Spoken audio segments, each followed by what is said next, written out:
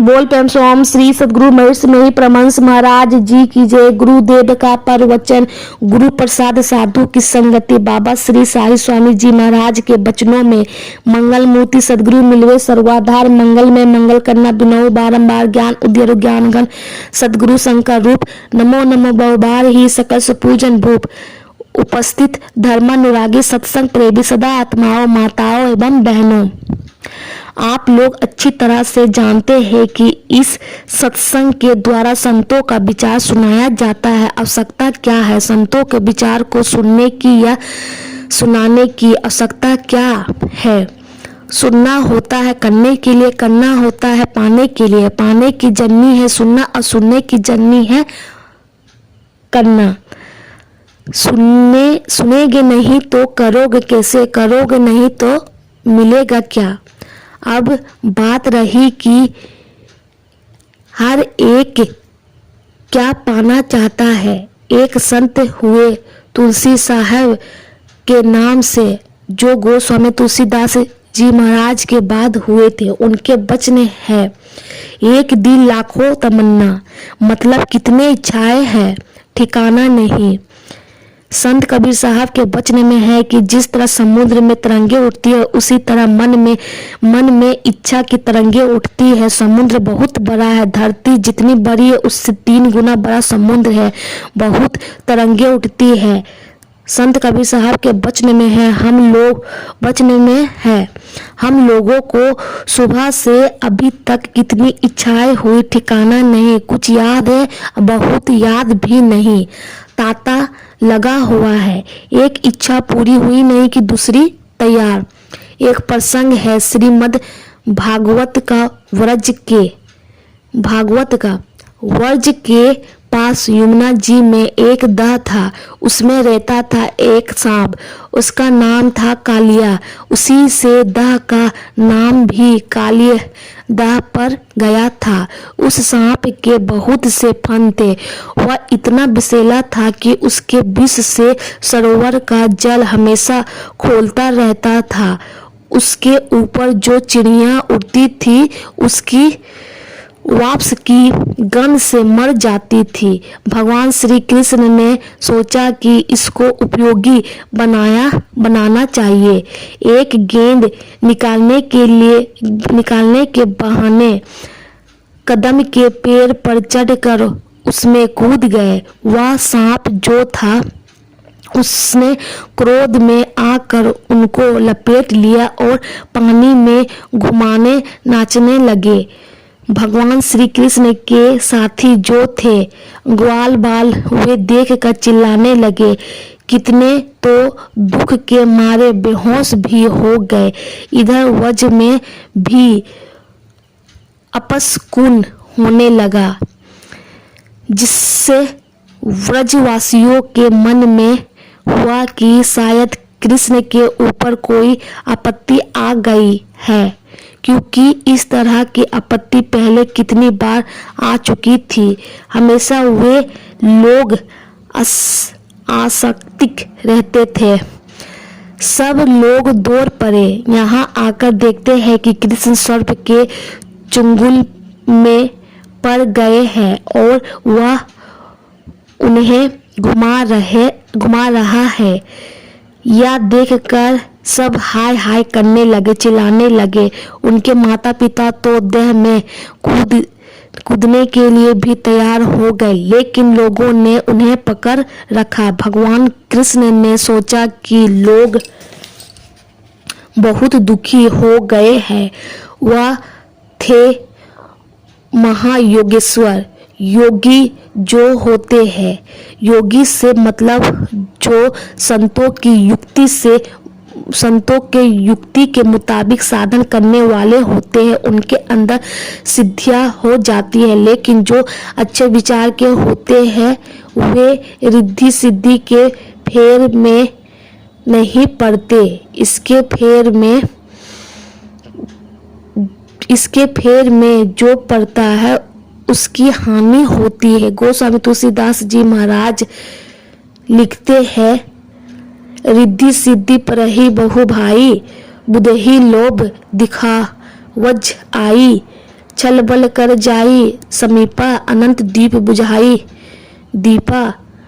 होई बुद्धि जो परम सयानी, तिनहु तन चीतौ ना अंत हित जानी। सयानी बुद्धि के जो लोग होते हैं वे रिद्धि सिद्धि के फेर में नहीं पड़ते, उससे बहुत हानि होती है। किसी ने हमारे परमाराध्य श्री सद्गुरु महर्षि में ही परमहंस महाराज जी से कहा, महाराज जी बिना चमत्कार के नमस्कार नहीं। गुरु महाराज कहते हैं कि चमत्कार किसको कहते हैं? वह कुछ नहीं बोले। गुरु महाराज ने कहा, नहीं जानते हैं तो सुन लीजिए। अगर सदाचार में जीवन बीत जाए तो इससे बढ़कर कोई चमत्कार नहीं। रावण बहुत चमत्कारी था, उसके वंशजों में सब बहुत चमत्कारी थे। क्या से क्या करके दिखला देते थे। नतीजा क्या हुआ? रहा ना कोई कुल रोवन हार।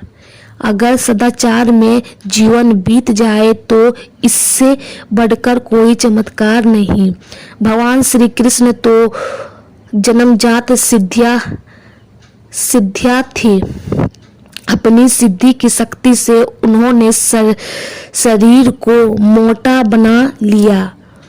वह सांप जो उन्हें लपेटे था उसकी तो नस नस ढीली पड़ गई। कृष्ण को छोड़कर किनारे हट गया, लेकिन मारता था फूफकार। भगवान कृष्ण कूद कूद कर उसके फन पर चढ़ गए। अब जिस फन को ऊंचा करे कृष्ण उसी पर पैर रख दे। होते होते वह पस्त हो गया।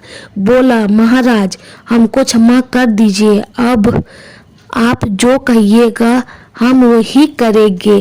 कृष्ण ने कहा, तुम इस सरोवर को छोड़कर चले जाओ दूसरी जगह। कहाँ? चला तो जाऊंगा जरूर, लेकिन गरुड़ हमको और कहीं देखेगा तो खा जाएगा। यहाँ वह नहीं आता, क्योंकि यहाँ एक ऋषि थे सोभर, उन्होंने उसको श्राप दे दिया। भगवान ने कहा, तुम्हारे मस्तक पर मेरे पैरों का चिन्ह हो गया है, गरुड़ तुमको कुछ नहीं करेगा। उन्होंने समुद्र में एक द्वीप बता दिया, रमनक द्वीप। सर्प वही चला गया। यह तो पौराणिक कथा है, लेकिन इसको एक उदाहरण के रूप में लीजिए। हम लोग जो आंख बंद करते हैं तो अंधकार मालूम पड़ता है। मुझको तो लगता है असली कालिया देह यही है। यह हम लोगों का जो मन है, कालिए नाग की तरह इसके भी कितने इच्छाएं रूपी फन है, ठिकाना नहीं। एक इच्छा पूरी होने को है, दूसरी इच्छा तैयार है, तांता लगा हुआ है। ये तमाम इच्छाएं किस लिए? वैसे गोस्वामी तुलसीदास जी महाराज ने लिखा, सूत वीत लोक ईशाना तीनी। प्राय लोगों को इच्छा होती है कि बहुत पुत्रों वाला हो जाए, बहुत संपत्ति वाला हो जाए, बहुत प्रतिष्ठावान वाला हो जाए तो मैं सुखी हो जाऊंगा। लेकिन ऐसा हुआ नहीं है। अभी वर्तमान काल में देखिए, आप पढ़े लिखे लोग या बेपढ़े लोग सभी जानते हैं कि विश्व में सबसे धनी देश है अमेरिका। क्या वह सुखी है? अभी वहाँ के लोग बताते हैं कि सैकड़ों में 50 लोग दवा खाते हैं, तब उन्हें नींद आती है। दवा खाकर नींद होती है कि दवा खाकर बेहोशी होती है? नींद तो शरीर का एक आवश्यक आहार है। एक बच्चा से 1 महीने का या 2 महीने का जो 24 घंटा में 22 घंटा सोता है, जैसे हम आप ही बैठे हैं, अगर हमी लोगों को 5 या 7 दिनों तक नींद ना आए तो कैसा होगा? कहने का मतलब है कि वहाँ नींद हराम हो गई है। और ज्ञान में रूस सबसे बढ़ा हुआ है, जनसंख्या में चीन सबसे बढ़ा हुआ है, चालाकी में इंग्लैंड सबसे आगे। क्या ये सभी सुखी है? कोई सुखी नहीं है। 1893 ईस्वी के सितंबर महीने में अपने देश से स्वामी विवेकानंद जी महाराज गए थे अमेरिका। शाम में टहलने निकले तो एक अमेरिकन ने उनके सन्यासी वेश को देखकर व्यंग किया। मिस्टर, आप किस देश के वासी हैं? ये समझ गए कि वे व्यंग कर रहा है। सोचा कि उसके उत्तर से अच्छा है कि उसके व्यंग का ही उत्तर दूं। अभी कुछ कहने ही वाले थे कि उसने फिर पूछा, मिस्टर, आप किस देश के वासी हैं? स्वामी विवेकानंद सुनकर पूछते हैं, पहले तुम बताओ, तुम लोग कहाँ के रहने वाले हो? कहा, हम तो यहीं अमेरिका के रहने वाले हैं। पूछा, कब से हो? कहा, जब से जन्म हुआ है तब से ही यहीं हूँ। पूछा, पहले कहाँ थे? तो उसका माथा घूम गया, समझ गया कि हम पड़ गए फेर में। सोच कर बोला कि माता के पेट में था। कहा, उसके पहले कहाँ थे? फिर तो अमेरिकन चुप हो गया। स्वामी विवेकानंद जी कहते हैं, जब तुमको अपने ही देश का पता नहीं तो हमसे क्या पूछते हो?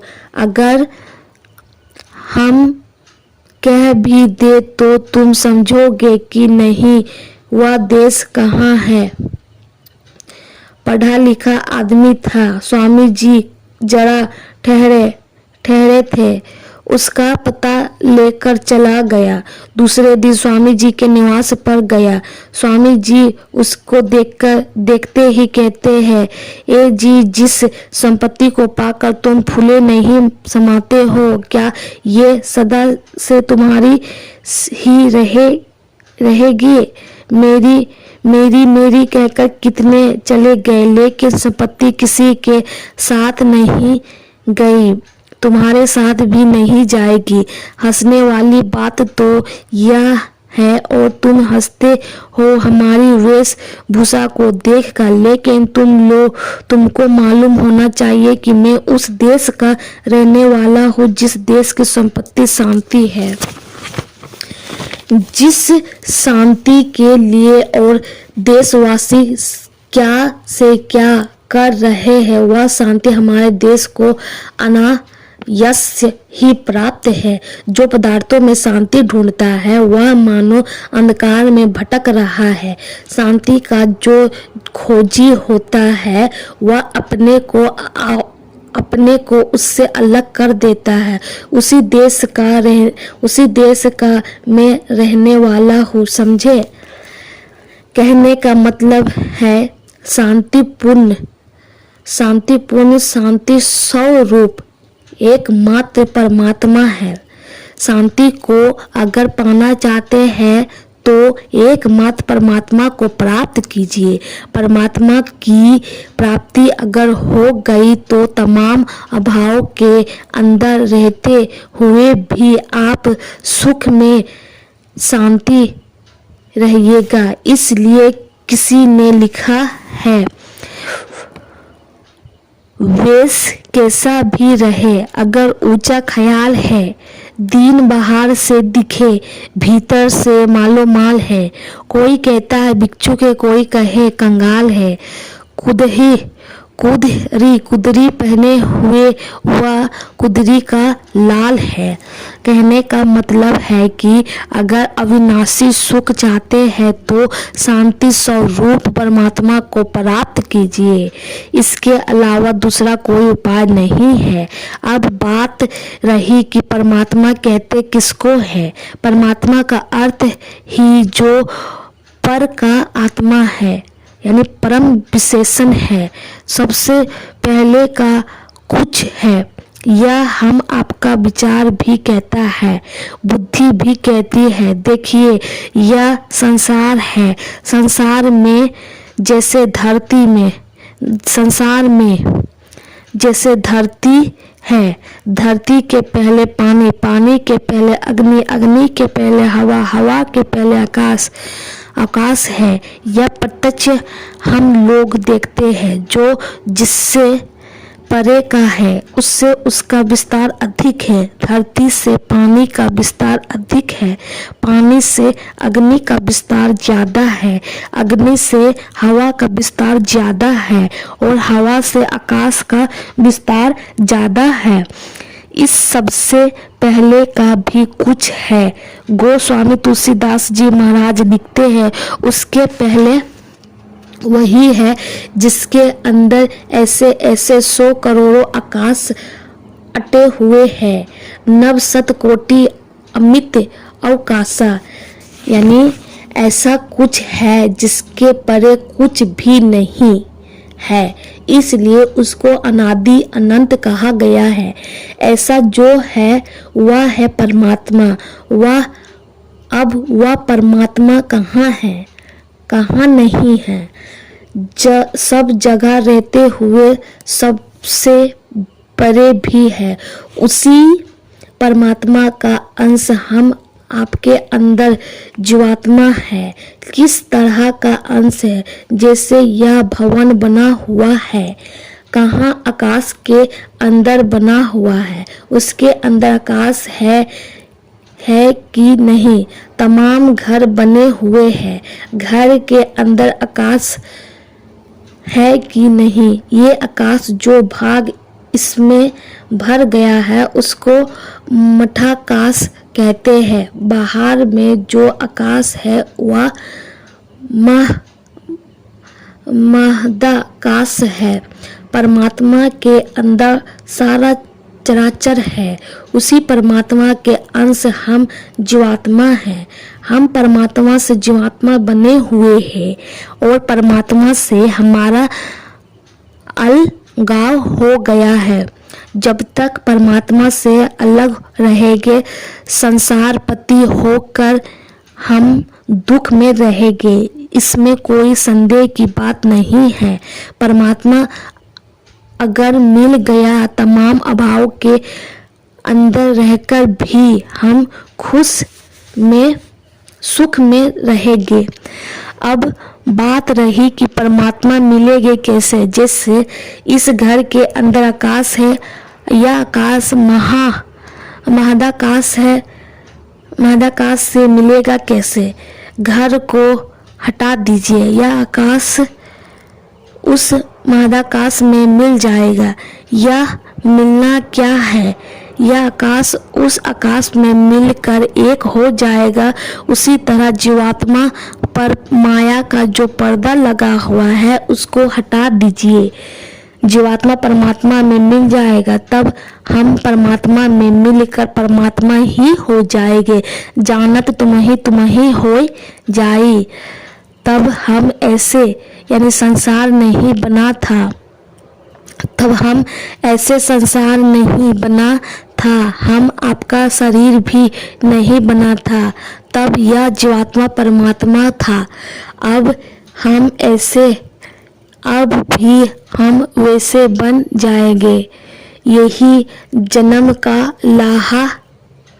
अब बात रही कि यह उतरेगा कैसे। इसके लिए शरीर से बाहर हो जाइए। बाहर हो जाइएगा तो अपने आप का ज्ञान होकर परमात्मा का ज्ञान हो जाएगा। इसमें संदेह की बात नहीं है।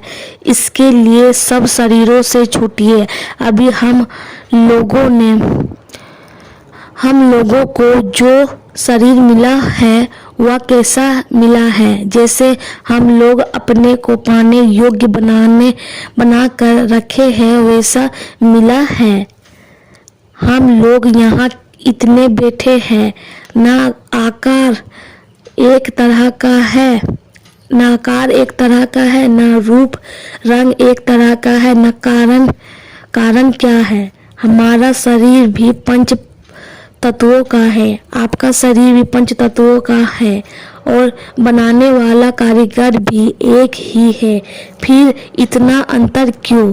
जैसे आपने अपने को बनाकर हमने रखा है वैसे बनकर है। यह प्रत्यक्ष बात है। कहने का मतलब है कि आप शरीर से छूटिए। सब शरीर से छूटने के लिए क्या करें? शरीर में चलिए। शरीर में तो रोज चलते ही है। शरीर में चलकर ही जागृत से स्वप्न, स्वप्न से सुषुप्ति की अवस्था में जाते हैं। ये तीनों अवस्थाओं एक जगह नहीं होती। जैसे हम लोग अभी जगे हैं, जीव का वसा आँख में है। किस आँख में? दाहिनी या बाईनी?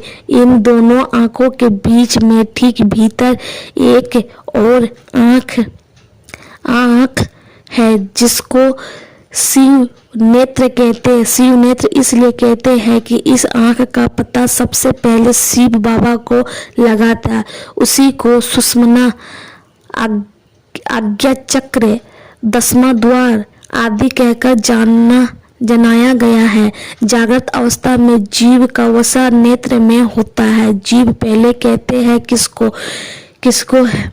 गुरु महाराज ने सत्संग योग के 4 भाग में लिख दिया है। परमात्मा और जड़ चेतन के मिलाप से जीवात्मा का उदय हुआ। यह कैसे समझिएगा? जैसे एक दर्पण है, उसे सूरज के सामने कीजिए, उससे प्रतिबिंब निकलेगा। वह प्रतिबिंब क्या है? दर्पण के पीछे लेप लगा हुआ है। वह लेप छुड़ा दीजिए।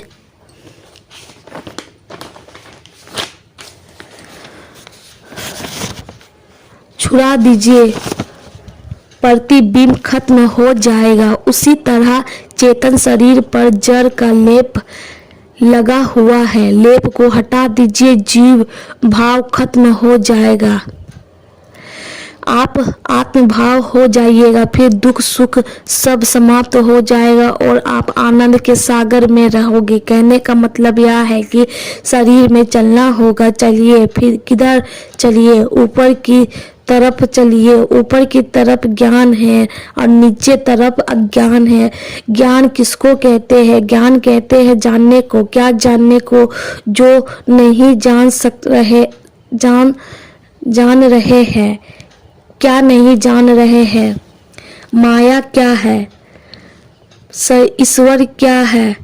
हम स्वयं क्या है? यही सब नहीं जानने के कारण हम जीव बने हुए हैं। विश्वास कीजिए, ऊपर की तरफ चलिएगा तो आप जान जाइएगा कि माया क्या है, ईश्वर क्या है, आप स्वयं क्या है। ये सब जान जाइएगा तो होगा बंद मोक्ष पर्द सर्प पर माया प्रेरक शिव।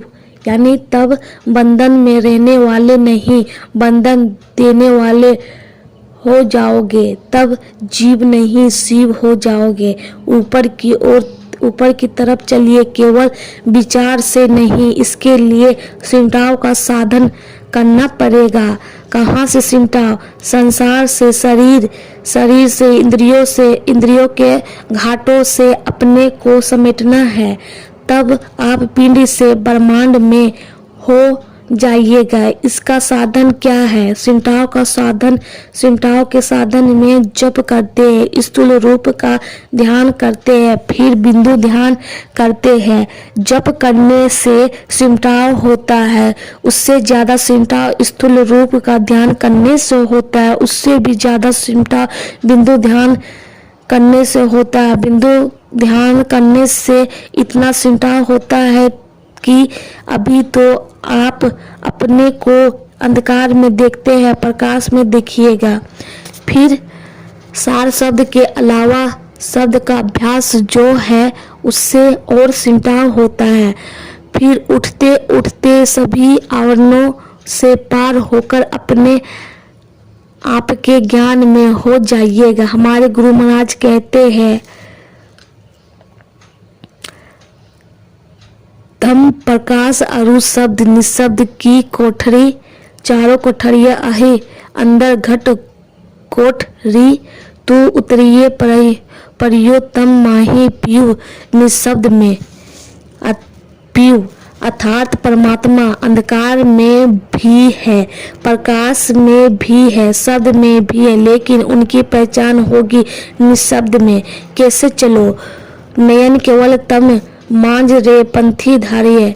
आंख बंद करने पर जो अंधकार मालूम पड़ता है उनके बीच का रास्ता पकड़िए। उसके बीच के रास्ता का पता कैसे चलेगा? ऊपर नीचे दाहिने बाएं छोड़ दीजिए, तब देखिए क्या बचा। एक सामने बचा, उस सामने के रास्ते को पकड़िए, तब धुनी ज्योति निहारी के पंथ सिधारिये।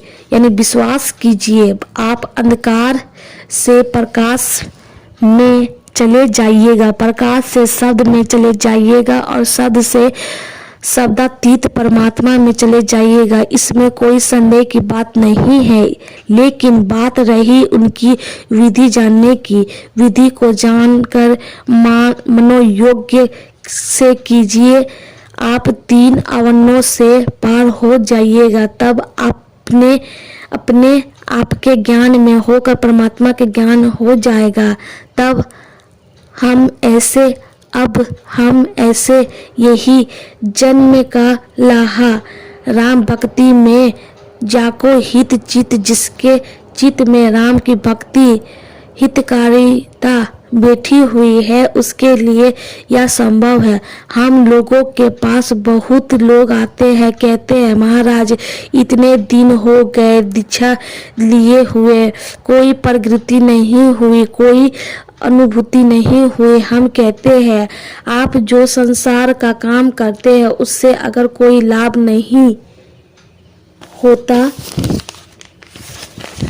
है तो आपको कैसा लगता है? आपको खाना अच्छा नहीं लगता, नींद अच्छी नहीं आती, रोने भी लगते हैं। क्यों? उनके महत्व को समझते हैं। ऐसा कभी हुआ है कि भजन में मन नहीं लगा तो आपको नींद नहीं आई, खाना अच्छा नहीं लगा, रोने का मन नहीं किया? क्योंकि इसके महत्व को आपने समझा नहीं। इसके महत्व को समझते तो आपको ऐसा कहने का मौका नहीं लगता। मीरा क्या पागल हो गई थी? विरह के मारे वन ढूले, वेद मिलैया नाही कोई। यानी तुलसी साहब क्या पागल हो गए थे? सोची सुबह शाम पिया धाम कस गाहो। मन में होता था कि चाकू मार कर मर जाओ, ऐसा जीवन से जीना ही क्या? ऐसा क्यों? उसके अंदर विरह उत्पन्न हो गया था, आपके अंदर विरह उत्पन्न नहीं हुआ। इसके बारे में जानकारी नहीं हुई। क्यों? इसलिए कि आपने गुरु नहीं किया।